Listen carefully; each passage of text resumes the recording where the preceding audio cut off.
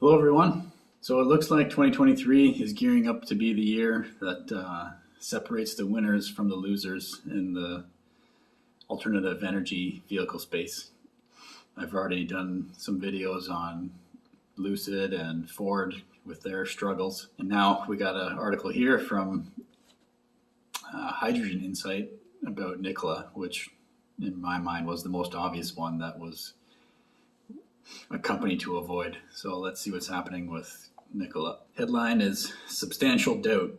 Hydrogen truck maker Nikola on brink of collapse after racking up $2 billion of losses. Hydrogen and battery truck maker Nikola has warned that it may have to terminate our operations in the next 12 months after racking up an accumulated deficit of about $2 billion and admitting it expects continuing losses for the foreseeable future. We are an early stage company with a history of losses, expect to incur significant expenses and continuing losses for the foreseeable future, and there is substantial doubt that we will have sufficient funds to satisfy our obligations through the next 12 months from the date of this report. The Delaware-based company admitted in an obligatory 10-K filing to the U.S. Secretary's and Exchange Commission last Thursday. We incurred net losses of $784.2 million and $690.4 million for the years ended December 31st, 2022 and 2021, respectively, and have an accumulated deficit of approximately $2 billion from the inception of Nikola Corporation, it explained. We believe that we will continue to incur operating and net losses each quarter until at least the time we begin to generate significant margin from our trucks, which may not happen.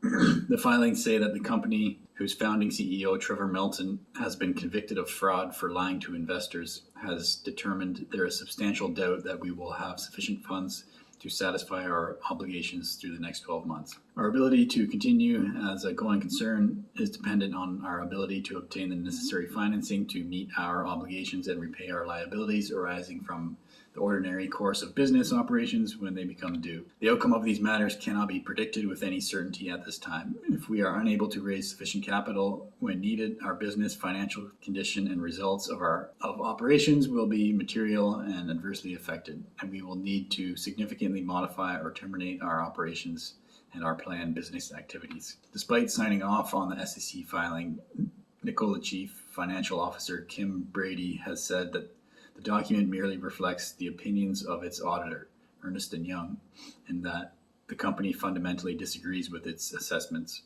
stating that it is merely accounting language, unreflective of reality. Nikola explains in the filing that it is working hard to obtain the required funding for future operations in three ways: through an equity distribution agreement with investment firm Tumen Stone Capital and the sale of additional unsecured senior convertible notes to existing investors. But as the company's share price has tanked, trading at $2.22 at time of publication from a high of $65.90 in June 2020, securing this additional funding cannot be assured, it admits, and it adds, our potential future profitability is dependent upon the successful development and successful commercial introduction and acceptance of our trucks and hydrogen station platform, which may not occur.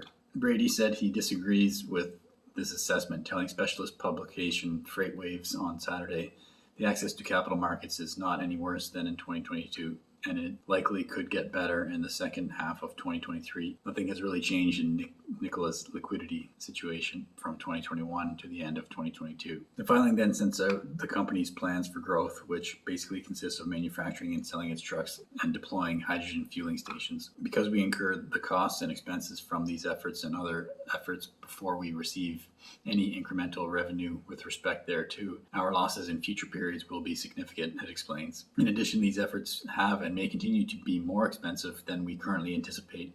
These efforts may not result in sufficient revenue if customers do not purchase or lease our trucks in sufficient volume, which would further increase our losses. The company goes on to make 25 pages of further warnings, including, we may be unable to adequately control the costs associated with our operation. Our business model has yet to be tested, and any failure to commercialize our strategic plans would have an adverse effect on our operating results and business, harm our reputation, and could result in substantial liabilities that exceed our resources. Any investment in our company is therefore highly speculative and could result in the loss of your entire investment. Our limited operating history makes evaluating our business and future prospects difficult and may increase the risk of your investment. There are no assurances that we will be able to secure future business with the major trucking companies or with independent truck drivers. It is difficult to predict our future revenue and appropriately budget for our expenses, and we have limited insight into trends that may emerge and affect our business. We will need to raise additional funds, and these funds may not be available to us when we need them. If the market for battery electric vehicle and hydrogen powered fuel cell electric vehicle trucks does not develop at the rate or to the extent that we expect, our business prospects, financial condition, and operating results will be harmed. The market for alternative fuel and electric trucks is new and untested and is characterized by rapidly changing technologies, price competition, numerous competitors or potential competitors, evolving government regulation and industry standards, and uncertain customer demands and behaviors. If we fail to manage our future growth effectively, we may not be able to market and sell our vehicles successfully. Unfavorable publicity or a failure to respond effectively to adverse publicity could harm our reputation and adversely affect our business. On top of that, the filing also adds that the company faces risks and uncertainties related to litigation, regulatory actions, and government investigations and inquiries. We are subject to and may, in the future, become a party to a variety of litigation, other claims, suits, regulatory actions, and government investigations and inquiries.